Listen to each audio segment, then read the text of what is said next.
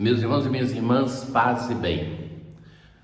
Na leitura semi-contínua do Evangelho de Marcos neste domingo, nós chegamos àquele momento no qual Jesus escolhe os seus 12 apóstolos e os envia. E é interessante que essa narração da escolha dos apóstolos é comum nos evangelhos. Uma peculiaridade nós temos somente em Marcos, que além dos 12, Jesus chama outros 72 para enviar aonde ele não iria. Os apóstolos, eles estão com o Senhor Jesus. E a primeira leitura de hoje, nós vemos um pedaço da história daquele profeta que é o profeta que nos deixou o livro mais antigo de profecia no Antigo Testamento, Amós.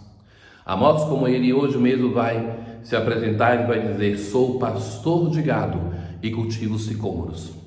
É um homem rude, um homem sem uma cultura refinada, um homem que o Senhor chama para levar a palavra de Deus aos governantes de Israel, até mesmo ao próprio templo. Tanto é que hoje, no início da leitura, o sacerdote Amazias, sacerdote de Betel, vai dizer: vidente, sai e procura refúgio em Judá, onde possas ganhar teu pão e exercer a profecia. Mas em Betel não deverás insistir em profetizar. É pejorativo o modo como Amazias vai chamá-lo, vidente, porque tinham outras pessoas que ganhavam a vida fazendo adivinhos, como que no nosso tempo aquelas pessoas que querem ler mãos ou coisas assim. Então, que era o chamado de vidente. Ele chama assim ao profeta. E o profeta vai dizer assim: não sou profeta, nem sou filho de profeta. Ou seja, não é por profissão que eu faço isso. Não é porque eu quis, não é porque eu estou querendo ter nenhum ganho nesta vida por aquilo que eu estou fazendo, mas sou pastor de gado e cultivo sicômoros. E ele vai dizer no seu livro que estava sereno e tranquilo, nem queria a profecia, mas Deus que o mandou. E que ele então vai, mas que ele gostaria de não fazer isso. Nós em muitos profetas, em muitos chamados, nós vemos isso, que estavam serenos e tranquilos, e Deus os coloca em uma situação que é sair da comodidade. Se nós pensarmos, a própria história da salvação começa assim, com Abraão, que tinha sua vida tranquila, sedentário, ancião, ali, cômodo, e Deus vai dizer: assim começa a história da salvação, o livro dos Gênesis: sai da tua terra, abandona a tua comodidade. Assim também com Amós: abandona a tua comodidade de ser somente um pastor de gado, um vaqueiro, um cultivador de sicômoros, e vai fazer o que eu estou dizendo. O Senhor chamou-me quando eu tangia o rebanho, e o Senhor me disse: vai profetizar para Israel, meu povo. Vai profetizar para Israel, meu povo. O que é ser profeta? O profeta não é um adivinho. Nós não temos na tradição bíblica o profeta que é aquele que é um adivinho. Essa imagem do profeta como adivinhador de futuro não é bíblica. Mas o profeta é aquele que é tão ligado à palavra de Deus que é capaz de ter discernimento. E uma pessoa que é ligada à palavra de Deus, ela é capaz sim de discernir o futuro, porque sabe que se nós nos movemos pela palavra de Deus, então as coisas funcionam. Não funcionam no sentido cômodo, mas sim que estaremos vivendo uma felicidade que não é passageira, mas uma felicidade de quem se liga de fato ao Senhor e mesmo nos percalços desta vida tem a serenidade de viver uma felicidade que se realiza plenamente no mundo futuro. Uma pessoa que ouve a palavra de Deus é capaz de dizer que, olha, se nós pegamos essa estrada, ainda que traga uma felicidade passageira, não é a estrada justa. Então, esse é o sentido da profecia. Não é o adivinho, mas alguém que, ligado à palavra de Deus, discernindo com a ação do Espírito Santo, é capaz de levar o seu povo, com o seu exemplo e com a sua voz, à obediência à palavra de Deus. É esse o sentido da profecia. Mas não somente os profetas do Antigo Testamento o são, mas todos nós, pelo batismo, somos constituídos como profetas, sacerdotes e reis, e profetas nesse sentido, de escutar a palavra de Deus, colocar em prática e ajudar os nossos irmãos a discernir essa palavra de Deus. Mas como é que eu posso discernir essa palavra de Deus? Olha, tem caminhos para se fazer isso.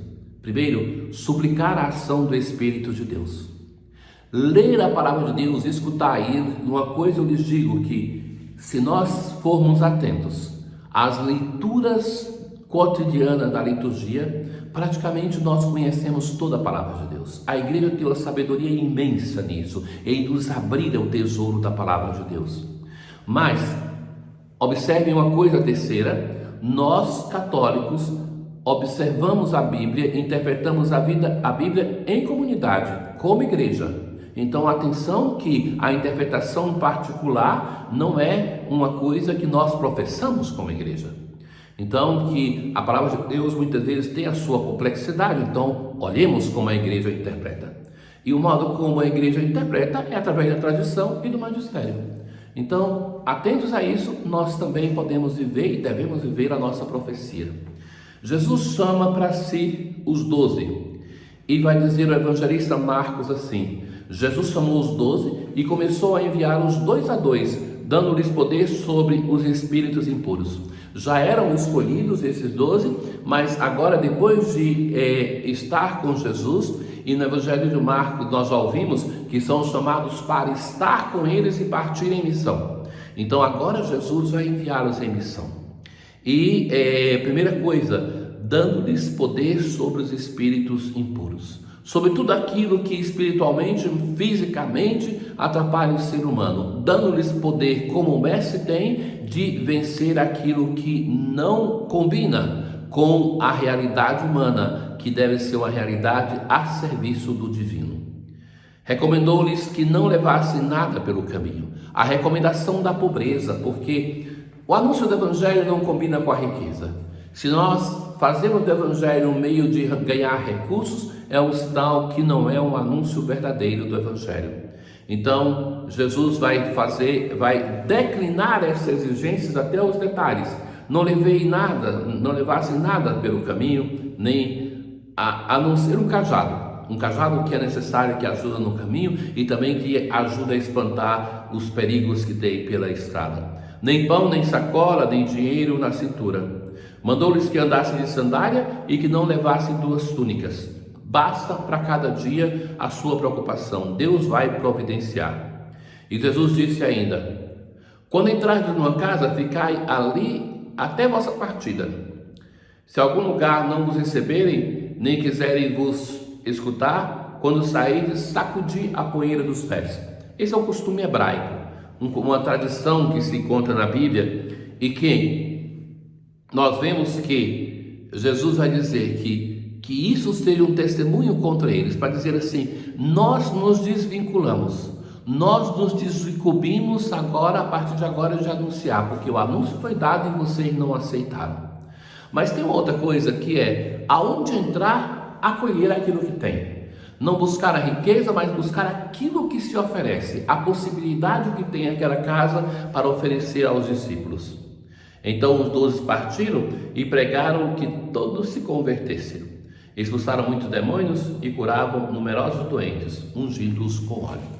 Essa dimensão da unção com óleo, que é característico do Evangelho de Marcos, que quero chamar a vossa atenção. Essa tradição da igreja provém dos evangelhos de ungir os seus enfermos. Ora, nós temos um perigo com o sacramento da unção de ele ser um sacramento esquecido. E quando uma pessoa se encontra enferma, o próprio apóstolo vai dizer: procurem os presbíteros da igreja para que o unjam com óleo. Então, esse sacramento da unção dos enfermos é um sacramento de cura que perdoa os pecados, que é um sacramento para a pessoa que está em uma doença grave ou que vai fazer uma cirurgia que seja importante. Então, dê atenção pastoralmente, porque essas pessoas muitas vezes estão nas casas necessitadas da unção e elas não têm como vir até o sacerdote, até a paróquia para dizer. Então, precisa de alguém da família que possa mediar para que receba esse sacramento. Então, sejam atentos, porque é o modo da igreja do nosso Deus estar presente ao lado dos nossos irmãos necessitados. Tenham todos um bom domingo. O Senhor esteja convosco, Ele está no meio de nós. Abençoe-nos Deus Todo-Poderoso, o Pai, o Filho e o Espírito Santo. Paz.